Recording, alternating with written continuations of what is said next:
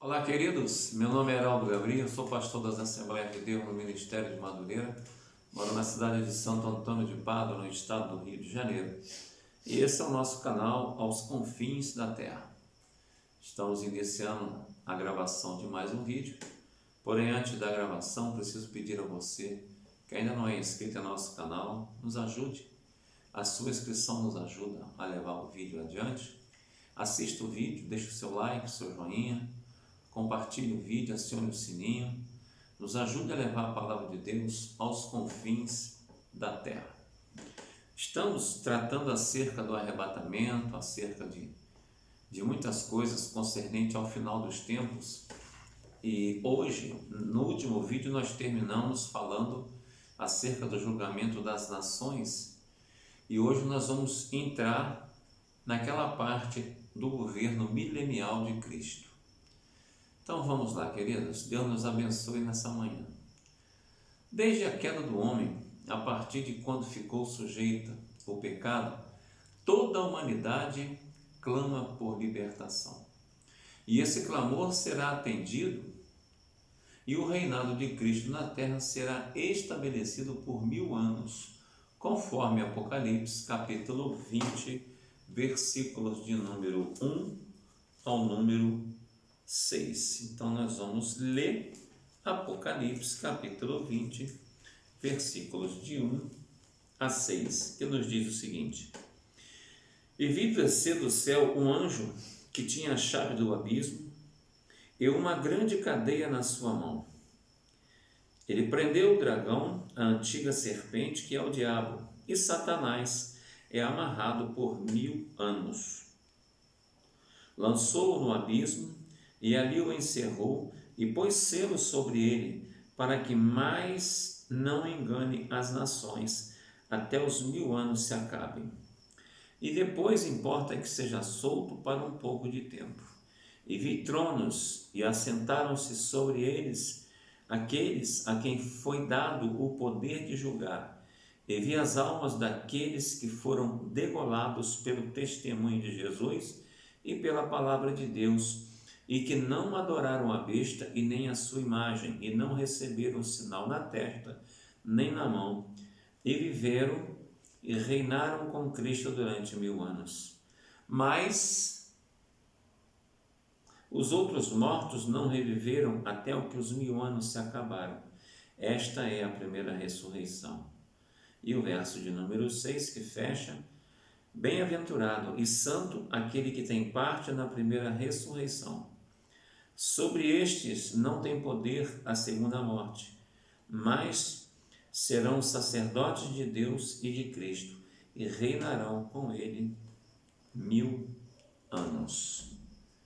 Então, queridos, tratando-se do milênio, os propósitos do milênio são o seguinte: convergir toda a criação em Cristo, estabelecer justiça e paz na terra, eliminando a rebelião contra o Criador, fazer valer todas as alianças registradas nas Escrituras, tornar Israel cabeça de todas as nações, possibilitar que Israel ocupe toda a terra que lhe foi concedida por Deus, cumprir as profecias a respeito do reino do Messias.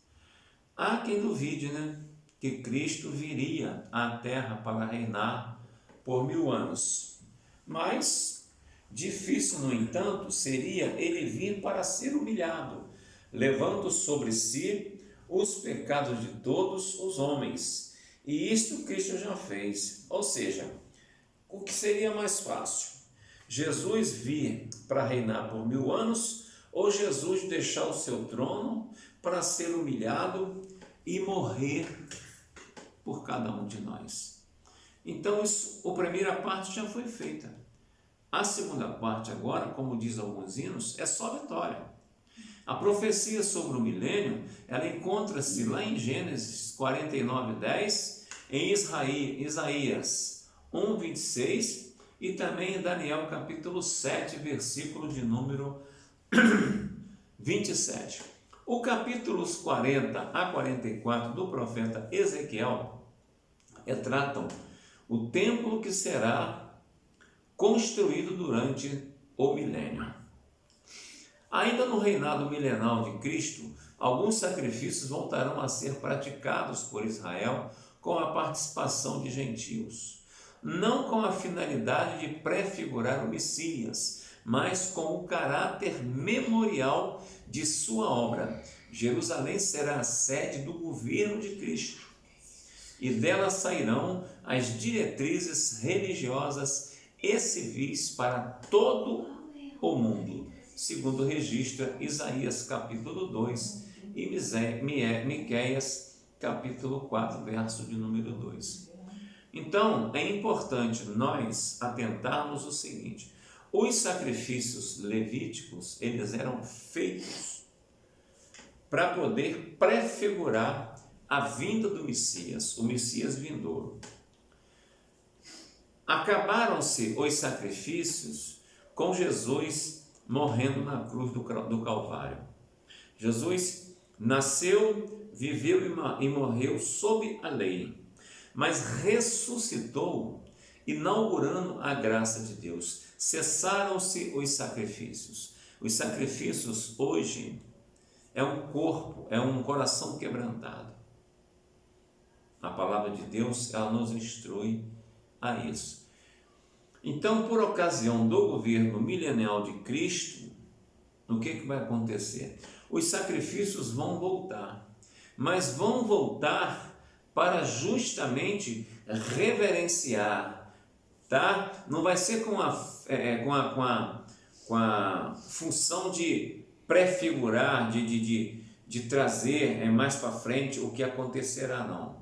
Porque tudo já aconteceu. Os sacrifícios acontecerão com caráter memorial, serão em memória. Como hoje nós tomamos a Santa Ceia nas igrejas evangélicas, nós tomamos um suco de uva e nós comemos um pedaço de pão. Só que isso nós fazemos em memória ao sacrifício de Jesus Cristo, em memória ao seu corpo e ao seu sangue derramado. Tanto é que o suco de uva, ele simboliza o sangue de Jesus e o pão simboliza a carne rasgada de Jesus. Então, os sacrifícios voltarão, mas voltarão apenas com o intuito de ser um memorial para que nós possamos reverenciar e trazer à memória, ser memorável aquilo tudo. Por quê? Porque Jerusalém será o governo, a sede do governo de Cristo.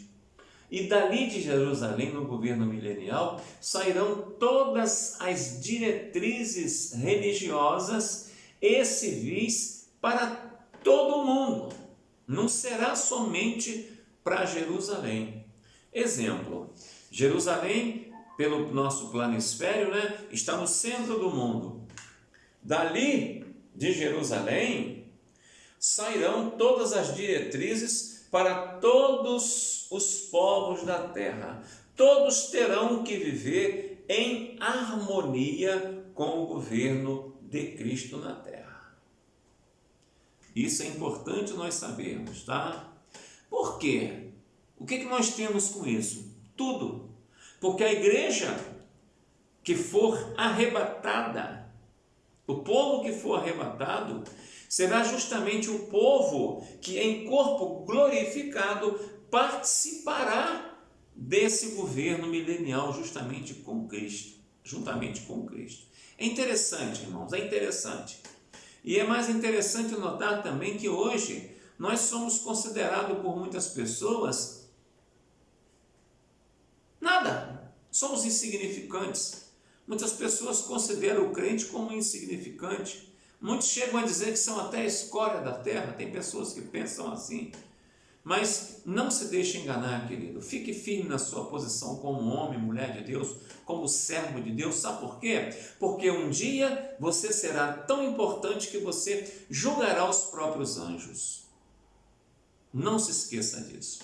Veja bem, nesse apanhado que nós estamos fazendo a partir de hoje,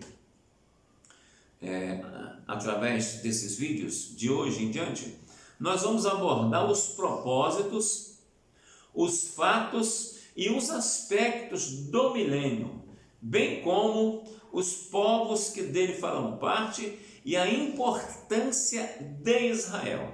É muito importante nós atentarmos para isso.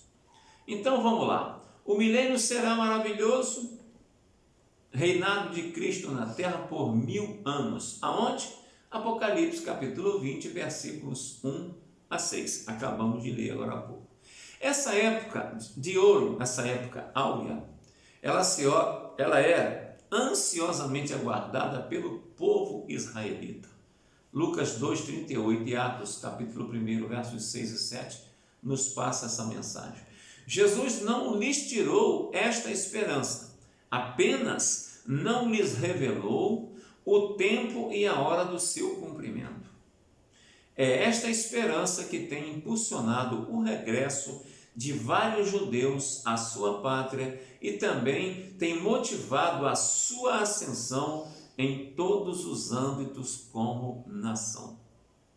Queridos, nós lidamos com fatos, com história não como é a história folclórica, mas a história com H, a história bíblica, a grande jornada do povo de Deus, tá? O clamor de toda a criação é sentido na terra.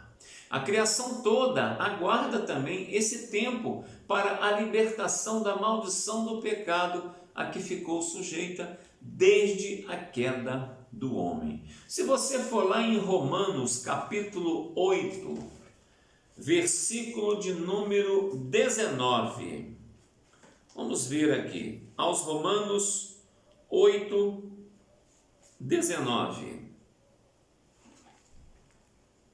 Vamos ler do 18. Romanos, capítulo de número 8, eu vou ler do 18 em diante. Porque para mim, tenho por certo que as aflições deste tempo presente não são para comparar com a glória que em nós há de ser revelada. Olha que palavra que o apóstolo Paulo nos escreve para nós hoje e para os crentes então da antiga Roma. É como se ele falasse assim: romanos, crentes romanos, para mim, tenho por certo que as aflições deste tempo, nós sabemos que o povo de Deus passava por problemas seríssimos naquela época. Eram queimados vivos, eram jogados aos leões, eram maltratados, a coisa não era boa para o lado dos crentes romanos. E o apóstolo Paulo vira para eles e fala o seguinte: olha, para mim as aflições deste tempo presente não são para comparar com a glória em nós há de ser revelada. Olha a certeza que Paulo tinha já naquela época, tá? Eu não tenho muita certeza, mas essa carta aqui deve ter sido escrita aí por volta do ano 75, provavelmente.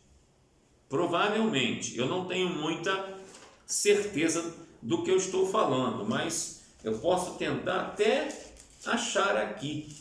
Mas a certeza que o apóstolo Paulo tinha da salvação era algo que deixava a gente, como é que eu posso? Cerca do ano 57 a 60 a.C., o apóstolo Paulo já pregava essa esperança.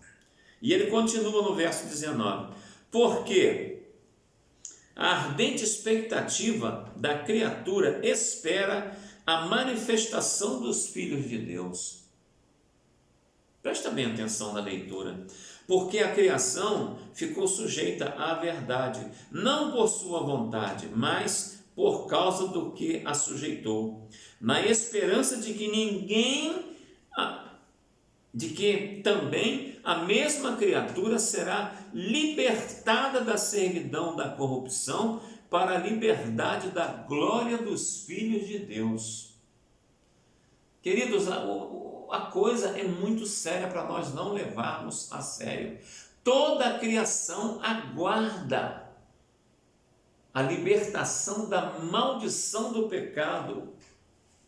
Maldição essa que nós herdamos de nossos primeiros pais, Adão e Eva.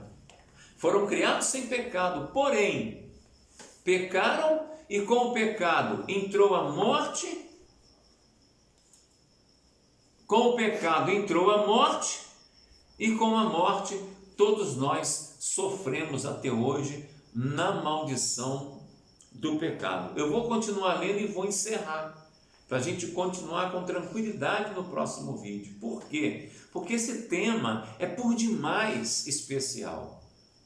Muitos não gostam de comentar esses temas nos púlpitos, no dia de pregações, porque esse tema é um tema muito complicado, mas é um tema que vale a pena nós refletirmos nisso. Se nós hoje estamos neste mundo, passando por problemas, por talvez humilhações, talvez sofrimentos, em alguns países perdendo a vida, nós temos que entender que tudo isso tem um propósito, e o propósito é nós corrermos para nos libertarmos deste pecado, e o único que pode nos libertar deste mundo vil de pecado é o Senhor Jesus Cristo, e isso Ele já fez, quando deu a vida dele por você, por mim, por nós, naquela cruz, ressuscitou ao terceiro dia, foi ao inferno, desceu às profundezas do inferno, lá no inferno ele tirou de Satanás o poder de morte e a chave do inferno. Se fosse então, eu não morreria. Morre a carne, mas ele não pode mais matar a nossa alma, porque a nossa alma foi resgatada. O Senhor Jesus pagou o preço de sangue para que nós tivéssemos o direito de viver eternamente. Olha só o verso 20, ao verso 22, porque sabemos que toda a criação, que está dizendo aqui no texto, geme e está juntamente com dores de parto até agora. Presta bem atenção.